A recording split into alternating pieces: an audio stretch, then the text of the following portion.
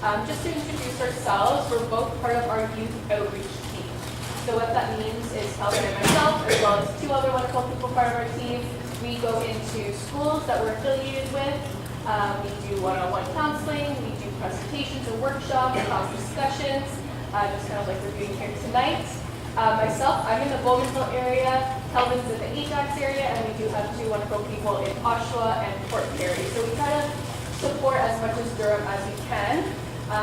In terms of meeting the youth, it can be in school, we have our own offices, as well as in the community. So we try to be as flexible as possible, lower as many barriers as possible so we can meet with those youth who are seeking our help. Seeking our help, information, education, that could be on substances, also on the other side of addiction and dependency, it could be gambling, gaming, overall tech use, it's problematic putting the phone down. So we have lots of a variety of folks that we support. So I'll let Kelvin kick it off with a couple questions. Yeah. Actually, first of all, I want to acknowledge the volunteers.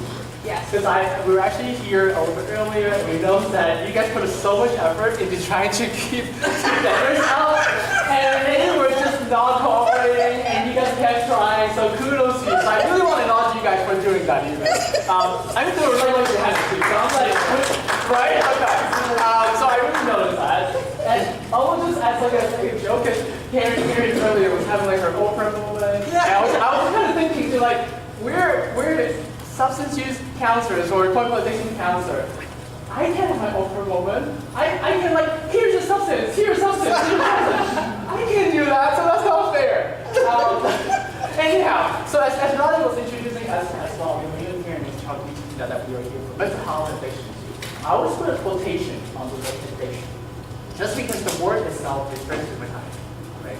And given that we focus on working with people as well, we definitely don't want to come off as like, oh, we're here to talk about your addiction. Because guess what? If you're talking to me, if you're here for a workshop, that must mean that you have this huge addiction problem. Often more than not, it's not like that. We're really here just because we want to talk to young people. If they have any sort of concerns, questions, even experiences. Sometimes we have youth coming to us just because they want to ask questions. They might feel like, I have no one at home that I can talk to about this. And even just ask someone, just talk to someone about some things I'm experiencing.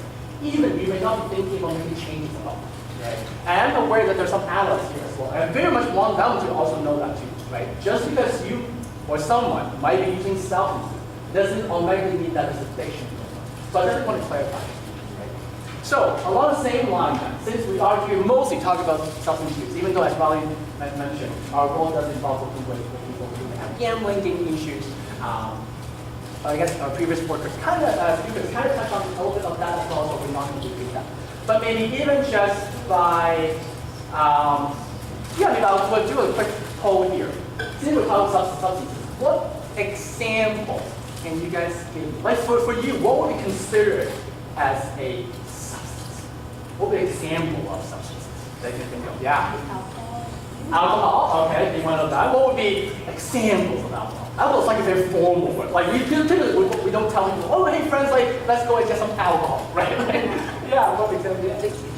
Tequila. Okay, tequila would be a kind of hot liquor, right? Okay. Well, yeah. Nicotine? Yeah, absolutely. How do usually people use nicotine?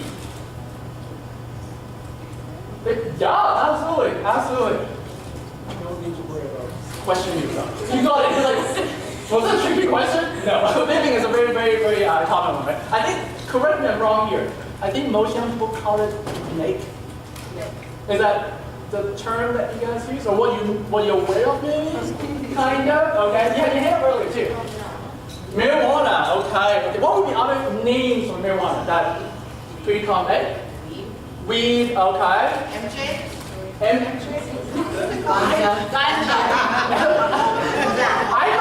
may be aging some of them here, but I think those are kind of like the old lingo. I think it's like, I have students where I actually used the term MJ before, and I have students looking at me like, huh? So what are you talking about, right? So marijuana, right? So in our field we call it Mary Jane! No, is it Mary Jane? No. I don't know. Okay. So what are other examples of something that's you would know.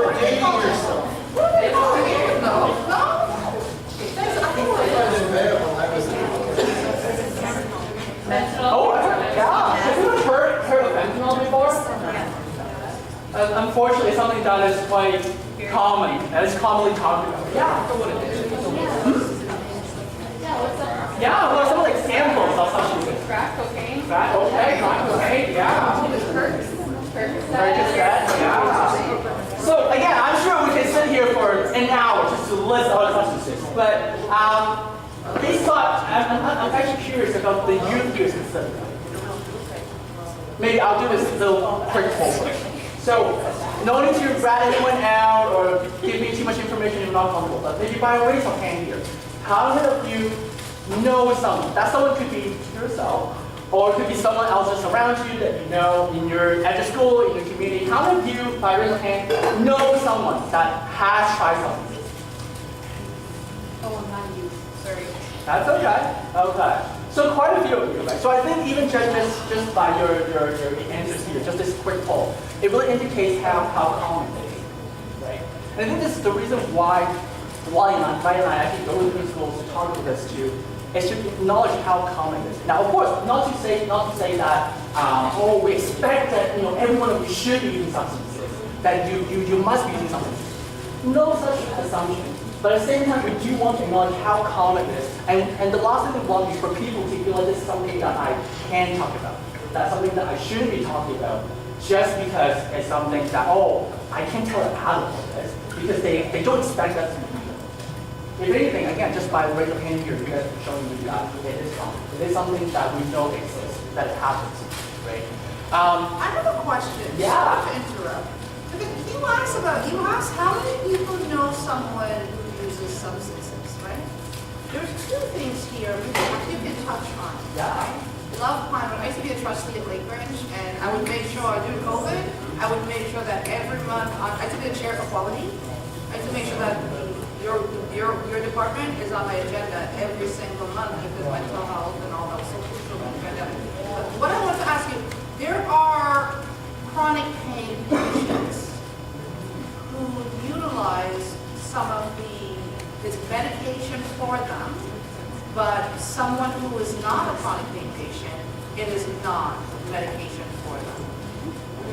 So in terms of them putting up their hands and says, yeah, I know someone who uses substances, you might know someone who actually uses the prescription, right? It's not, for a chronic patient, it would be a prescription, not a substance, right? Perhaps you could touch on that. Well, briefly again, Yeah. I'll come in maybe Yeah. for this 2 cents. Like, when we think about substances and addiction, a lot of times it's, what are you misusing or what's maybe negatively affecting your health? Yeah. For example, fentanyl, right? That's in a medical setting and it's so important for medicine, for pain relief, for surgeries and whatever procedures. But then coming on the street level, like the misuse of it, it has really high properties that naturally our brain and our body enjoy that pain relief. All humans, we at some point or another, emotional pain or physical pain, we want that relief. And so prescription like opioids, painkillers, and fentanyl, our brain naturally is going to say, yes, this makes me feel good. And so when it goes to a street level, it becomes really difficult. We're constantly chasing that relief. And so there is a lot of addictive properties that come along with painkillers and fentanyl, medical marijuana, for example. Do you want to add anything to that? No, I think you explained it real well. Well, sorry. I know, I mean, yes. Sure. That's something too. So maybe to answer your question, but kind of take it to a different direction, is that how many of you here drink coffee? That's me. Or energy drink? Or that you have drank energy drink before? So caffeine is a great example. Right? Oftentimes when we talk about substances, hardly ever, Riley and I would go to school where anyone would say, Kelvin, I'll give you an example of substances. Caffeine. Hardly ever we get that as a for example. But caffeine itself is a drug. And how many Canadians use caffeine every single day? So technically, if we have to label someone who uses caffeine, we will say, anyone who has drank coffee before, you'd be a drug user. But we never think of that way. So even the label itself, we think of fentanyl, we think of alcohol, we think of marijuana, we think of these street drugs. Those are drugs, those are substances. caffeine, everybody drinks that. No one worries about that. Have we actually met people who have trouble with caffeine? Absolutely. So it very much goes back to, again, to just echo what Riley was saying earlier too, that a big part of substances, whether it's prescribed or not, it's not so much just the fact that it is a prescription. Is it something that is from a doctor, or is it something that just from the street? Again, Riley was saying too, like something that's off the street could actually originate from the doctors first, right? So this is actually a big part of what we oftentimes go into workshops and talk about too, is that it's not so much just about substances. Oftentimes it's actually about, well, how do we use that, right? Going back to Karen's question too, like, oh, some patients may use this painkiller that's actually not prescribed to them. What is going on there? And that's actually something that we should think more about. It's like, how do we use that? And maybe a question for folks is, what are some ideas of why folks might use substances? You know, we're talking about more so in the street or, you know, recreationally. What are some reasons that people use substances? How does someone start with a substance, or what might make a person continue to use a substance? Yeah. Sure, mental health, depression. Yeah. When you say that, what did they use substances for the depression for? To release that for like heavy. Okay, to kind of just like to improve their depression kind of thing, and that's what change how they feel, okay? Yeah, and I'll come back to you. As a coping mechanism, Yeah, okay, do you have sort of an example of what they're trying to cope for? maybe if it's like depression, like it gives them that sense of like enjoyment and dopamine. Yeah, okay, well, actually what the student here is saying, yeah. Depression is just one of the many mental symptoms, I'm assuming, right? Yeah, absolutely. What else? What else makes up? Yeah. Oh, sorry, I want to come back. Yes. Temporary relief from chronic pain, from mental health as well. Okay, sorry, I did this No, I earlier. was just going to say coping mechanism. Yeah, okay, yeah. Maybe when they had the major surgery and they had like that drug and the medicine, they got the addiction to it as a So it started off as a prescription, and then they end up getting quote unquote addicted to it. Yeah, yeah. Physical pain. Physical pain, absolutely. Physical pain, very much so. And something interesting about physical pain, I will go back there, is our brain really wants to relieve that physical pain, and then when we start using substances to relieve that physical pain, it really easily translates to any of our emotional pain, any stress or any discomfort that we have. Yeah, you go back there. These are like distracted cells from some Yeah. stressful experience. Stress, yeah, distractions, absolutely. What do you learn? And what did you learn today? Yeah. Can you tell me? What did you learn? Yeah, absolutely. Very much so. Yeah. What do we do? These nice practices.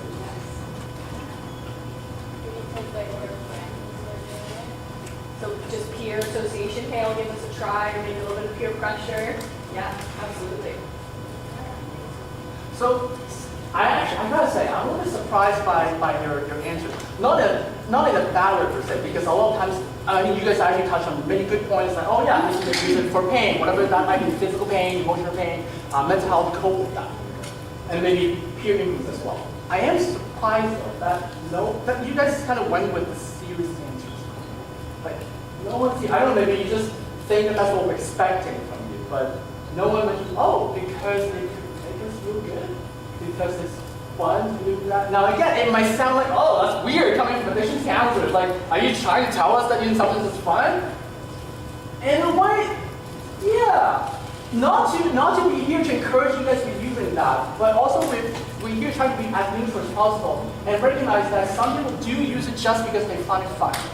And when we first put a substance into our body, most often than not, we're not saying, I want dependency or I want to be addicted. It's saying I'm experimenting alcohol, cannabis, whatever it is, to feel good. We're trying to explore whatever those experiences. It's not to say, I know it's going to make me uncomfortable. It's what our experience is. And so that first time we try something, again, it's not to say that it's going to lead to a dependency or problem. It's something that is experimental and it's for enjoyment oftentimes. And it can be associated with social partying, gets-togethers.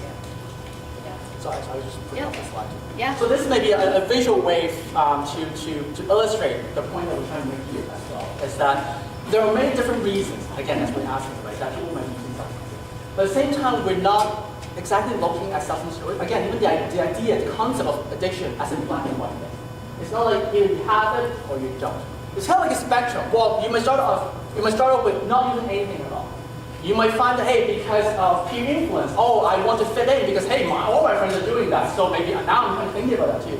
You might start to experiment with it a little bit.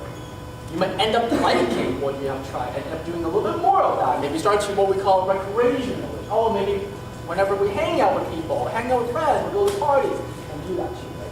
This is where what I was touching on too is that, but sometimes we're not always recognized that we're kind of crossing that line, which is kind of here, which is kind of using that dotted line to kind of show the idea, right? Once you kind of cross that line, now your use may become a little bit more concerned, right? You might feel like, if you can notice on the slide here too, it's like, now it's becoming a little bit of like a need. It's like, I can't just take it or leave it. I may not always feel comfortable not using it. On that side, you might feel like, oh, I don't feel well today, or I just happen to be not around, or there's something like the computer. I'm okay, doesn't bother me, right? So I might be talking about sorry. But maybe once you kind of cross that line as we're talking about, you might recognize that I kind of need it. I feel like I can't live without it. I may wake up thinking about it already. I may not feel like I have to take it right away, but you might find yourself thinking about it already, right? Some of the things on there too, you might recognize that you're starting to push your limits a little, right? What do I mean by lack of rules, right? As in like, maybe when you first try something, you're like, okay, you know what? I'm not stupid. I want to be smart about it. I'll never do it. Let's say for my parents, I would never be caught, right? I'll never bring to school or something. It's just like a weekend thing, right? Maybe the more you do it, the more you recognize that. Maybe I'll do it every weekend. Maybe I'll go to school. No one would notice. You know what? Even when I go to school, who cares? Everybody's doing that anyway. You start to notice that you're changing the rules, the boundaries, the limits that you once set for yourself. And the reason why, it's kind of symbolic, but why we kind of make that line that we're talking about, a dotted line, not a solid line, because it's not always obvious. What we mean by that is that it's not like, oh, you wake up one day and you recognize that, oh, crap, now I have an addiction. It doesn't happen like that. It tends to happen gradually, slowly. It's almost like, unfortunately, sometimes people don't recognize that they have crossed the line until they have already crossed the line. Right? So this very much, almost actually echoing our previous speakers too. It's important to actually be conscious of these things, to be aware of, catching some of these warning signs, catching some of the things that you may notice, not just maybe within yourself, but even among your friends, like, something is up. You may be noticing your friends that they never skip school just to smoke. But now I'm kind of recognizing that they have been skipping school a little bit more. Does that mean that that person has addiction right away? No. But these might be some of the signs that kind of just get you think a little bit more, get you kind of question things a little bit more, right? So this is really what this slide is about, right? At the same time, why we do focus so much on even talking about the spectrum thing. Oh, you know, how come addiction is not a black and white thing? Because we want to acknowledge the idea that it really could come from different places. That people may be at one stage, they might find that, hey, I really enjoy drinking, but I only do once in a while. But when it comes to marijuana, oh boy, I use every single day. So that could kind of be applicable to different substances like that, right? At the same time, this is also we would say, a realistic way to portray substance use as well. It's to acknowledge the fact that, like I said, it happens. But it's not so much just about, hey, you're a good person if you don't use drugs. You're a bad person if you did. It's so much more than just that, right? Oftentimes we have this approach that you feel is very common. We talk about harm reduction. Right. How many of you may have heard this term before, harm reduction? Some people don't have. So it's not as common, which kind of proves that it is still important to actually talk about this too. So harm reduction itself is, again, nothing fancy. It's literally what it suggests. It's just about reducing harm. Right? So in the context of substance use, or even again, addiction, what it really means is that anything that you can do to help yourself to reduce your harm, that might count for using that. I'm going to illustrate this example by doing this, or by using this question. How many of you here know someone who drives? Yeah, who drives a car, drives a vehicle, drives a bus, whatever it might be. Okay. Yeah, you definitely know someone then, right? Oh, okay. How many of you also know that people can can die from driving. So my question is that, what the heck are those people doing? They know they can die from driving. Why are they still driving? Maybe you are even raising your hand right now. It's like, yeah, I drive. I actually drove here. And you know that you can die from that. Why do you still drive? Or why do those people still drive? Because there's ways to be safe. There's ways to be The safe. way to be safe. So speaking of that, definitely getting a point there. What do people do to keep themselves safe when they're on the road? What some things people do? Yeah. Follow rules. Yeah. Anything else? Yeah. Okay, so make sure that you don't like text and drive, you don't like pick a call, things like that, put on even do not disturb. What else do people do when they drive to be safe on the road? Yeah. That's okay, you think of something? What's one of the first or second things you do when you get in the car? Yeah, for sure, I can come back to you. Yeah. You're gonna say, how come we always steal your answers? Seatbelt.